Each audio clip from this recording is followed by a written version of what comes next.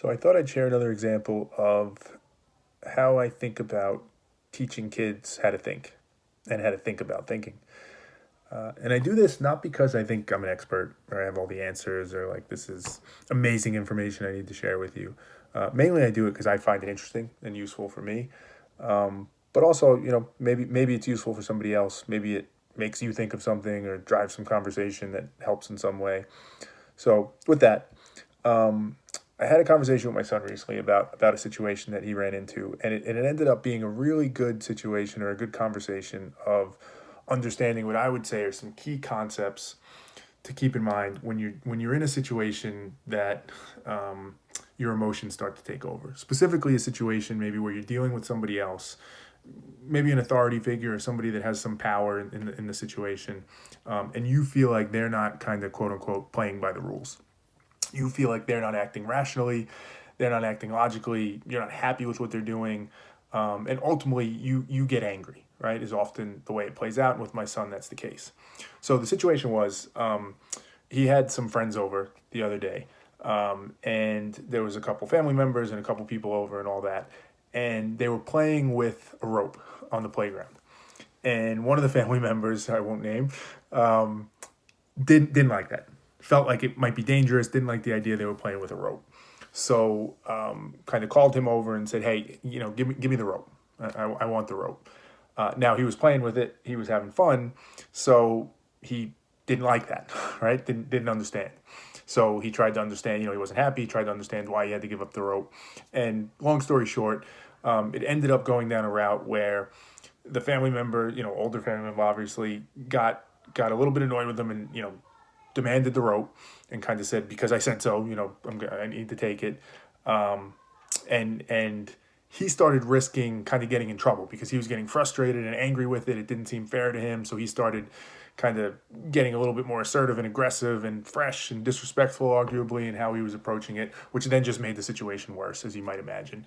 At one point, I think he was threatened that he wasn't going to get ice cream, which was kind of the dessert. So that was kind of a punishment that was threatened if he didn't listen and start acting the way he was supposed to. So we were talking about this after the fact, and the one of the key points I wanted to try to make to him in a situation like this, right? When you're dealing with a situation like that, the first thing is, and this is often the first thing, is that you have to start by being honest with yourself, right? You have to do that hard work, and it really is hard work, of stepping back, looking at the situation, and understanding what's actually happening here, right? And in this case, it's questioning and saying, hey, is this rope actually dangerous? Is the way we were playing with it actually going to lead to somebody getting hurt? Because the answer might be yes, right? Even though you're having fun and your mind's telling you, like, that's crazy, let me play with the rope, I should be able to play with it, this is unfair. You have to do that work to kind of be honest with yourself and figure out what actually is the situation. Because before you can figure out kind of the logical way to move forward, you have to understand what's actually happening, what actually the situation is. The other kind of key concept or point is understanding what you're actually trying to get in this situation. What's your objective? What do you actually care about? What actually matters to you? And in this case, right, what he was looking for was to continue playing with the rope, to not get in trouble, because that's no fun, and to get his ice cream, ultimately, right? Those are the things he wanted to have happen. So, with that premise, we started kind of talking about the approach he took. And what was important for me to try to explain to him, because this is kind of the nature of how our minds work, is that you have to step back, rise above, whatever metaphor, cliche, whatever you want to use, and kind of see the math, as I would say, underneath what you're doing. Because I think there's a mathematical logic to a lot of this. So what do I mean? Using this scenario again, he had something happen that he felt wasn't fair. Right now, arguably, I would say he didn't do that work up front to really assess it and to question and challenge himself. So that was something that, again, we talked about. But beyond that, he had an objective. He wanted to play with the rope. He wanted his ice cream. He didn't want to get in trouble. His actions, the actions he took to try and make that happen, were to make visible his displeasure, right? His frustration, his anger, to question, to at times get kind of fresh and rude because he felt like what was happening was unfair. So he decided to kind of meet it with force and he was going to go against it. Now, from a mathematically logical perspective, that's where the issue comes in. Because in your mind's perspective, that all seems right? The story he was telling himself in that moment was this is legitimate the way I'm acting. I'm allowed to act this way because I'm being wrong. This person's not playing by the rules. They're exploiting their power. They're acting illogically, whatever it is. And his mind convinced him that makes me angry. And therefore, I get to act on this anger the way that feels best to me right now. And that's what he did. And ultimately, he didn't get the rope. He did get in trouble. I think he ended up getting the ice cream, but that's a separate story. So it didn't get him, right, to the outcome he wanted. The actions he took just didn't get him where he wanted to be. So we spent some time thinking about, like, what could you have done differently, right? What would have been more mathematically logical? What would have helped increase the probability that you got to the outcomes or the objectives that you were trying to get to, that you got that rope and you didn't get in trouble? And that's where we started talking about, firstly, understanding the situation, understanding the other person, right? If you respond aggressively, if you start getting annoyed and angry and questioning in a way that starts to borderline be rude or disrespectful, is that person likely to respond positively? Is that person likely going to crack and then give you the thing you want? Or is that person maybe going to dig in more? Is that person going to get angry themselves? And is it going to start to kind of escalate and get worse for you?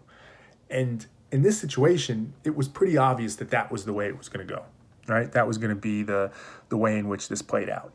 And in that, we talked a little bit about a concept I call cognitive outs. This family member, right, in many ways, what they were doing was they made a decision in their mind. They decided that rope was dangerous and the kids shouldn't be playing with it, right? For whatever reason, that was their conclusion. That's what they felt. They were sure of that. When questioned, right, that's not something our mind wants to deal with. I've already settled that. I've decided that rope is dangerous. So when you question me, I don't like that. Most parents, right? Most authority figures with kids don't. That's why they give a response of, because I said so. Because I don't want to deal with explaining. I don't want to deal with it. I've just decided it and it's done. So what often you'll look for, that person would look for in that situation, is a cognitive out. They'd look for an easy way out to be able to stick to that script and not have to question themselves. Back to that point I said before for my son, where he has to question himself. It's the same thing for the other person. In theory, they should be questioning themselves. They should be challenging their thinking and saying, well, is this actually as dangerous as I thought it was? Is this the right thing to do to be taking it away, and all those types of things? And if you've done the work and you feel like the answer is yes, then great. But often we don't do the work. So we look for those outs. When he got rude and disrespectful, it gave that person the out to say, well, now I don't even have to think about it. Now you're definitely not getting the rope back because now you're being disrespectful on top of it. You're just being a brat. It's done. The conversation's over. They've gotten what they wanted. They've hit their objective. The rope is removed. There's no more danger in the situation, and they don't have to think about it any further. So his job becomes, or anybody's job becomes, in that type of situation, when you're dealing with that dynamic, to figure out what's the most logical way I can act here to remove those cognitive outs and ultimately increase the probability I get to the objective I want to get to. And it's pretty simple to see as you start to think about it. Not easy to do, but simple to see. Had he approached that very differently? Had he approached that by saying, hey, excuse me, like I know you're afraid that we're going to get hurt, and I get that. I don't want anybody to get hurt either.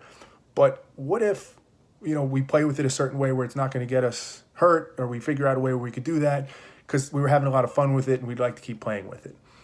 And that's actually what he said to me in the midst of this conversation, which was pretty cool. He started thinking along those lines of how he could have approached it differently.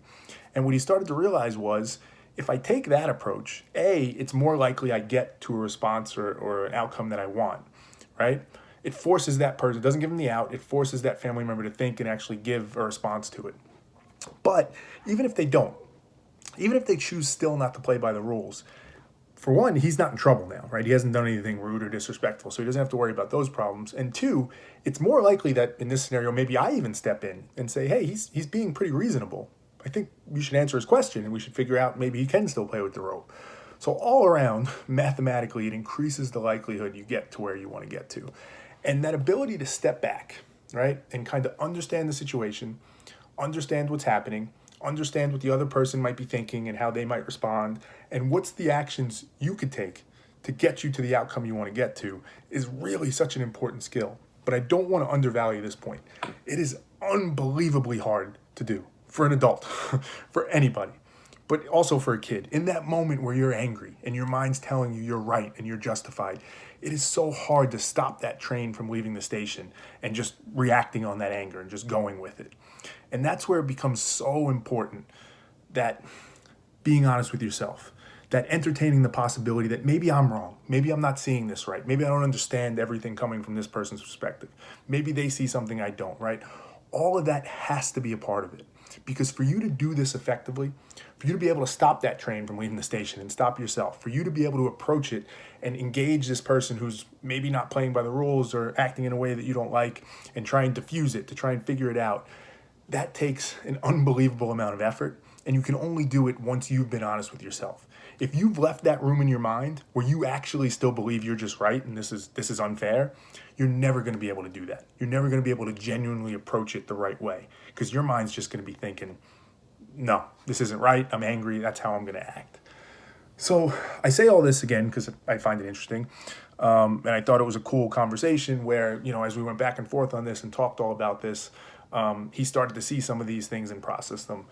But to the bigger picture about, teaching kids how to think, it's only a sample of one, right? And who knows, maybe I'm doing more damage than good here. I hope not.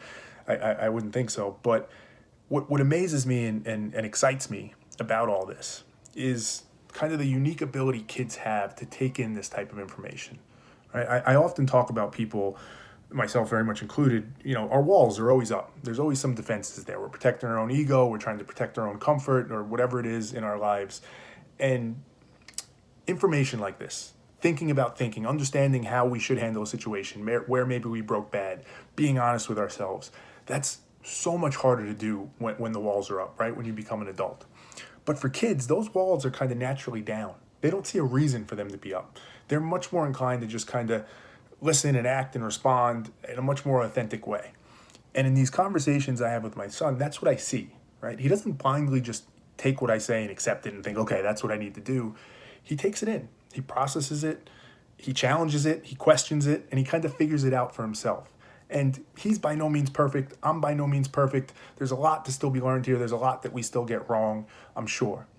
But I can't help but think, if you spend time thinking about this stuff, if you try and open your mind to it and gain more clarity on how you are thinking and how these dynamics are playing out and what really is going on in this situation, I can't help but believe it helps to get to a better outcome. And I can't help but believe that kids have this unique opportunity to learn these things, to get these insights in there before the walls do start to raise, and that they will be better off, and ideally the world will be better off, the more people that think about this. So that's my thoughts for today.